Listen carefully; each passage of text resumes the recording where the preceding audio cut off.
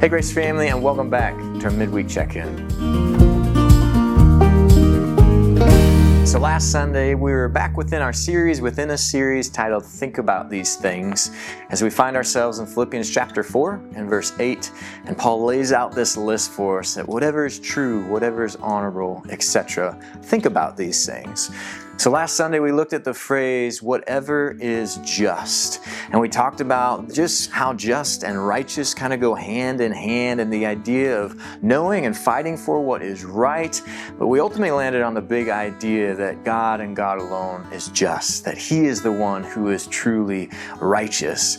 So we talked about how to live in light of that, and that for those who have given their lives to Jesus, that God Almighty, the only one who is just, actually declares us righteous. He justifies us. And so we want to live a life of thanksgiving, not only in who God is, that He is just, but in what He's done, and that through the miracle of Jesus Christ and faith in Him, He takes us, guilty sinners, and He declares us righteous and gives us that justification. So we want to live a life of thanksgiving in light of that, but also we want to continue to allow Him to mold and shape our hearts, because we're called to do justice, to fight for justice for others, to fight for what's right and wrong in other people's lives, and also to ultimately point them to the one and only one who can take their lives and declare them justified, declare them righteous as well. So much we can respond to that in. And with all of that, I want to take some time and just encourage you in the middle of your week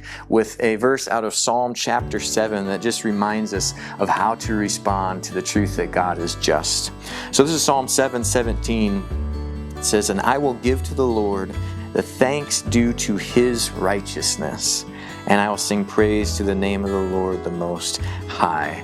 So just thinking about that, I want to encourage you to take time in the middle of your week this week to set aside time, to make time, and just give God thanks that He alone is righteous because of His righteousness and what that means, what we talked about last week, but to just give Him the praise He deserves, to sing praises, to worship Him, to thank Him, to enjoy Him. So make sure to do that this week and just continue to bask in the truth that our God is just.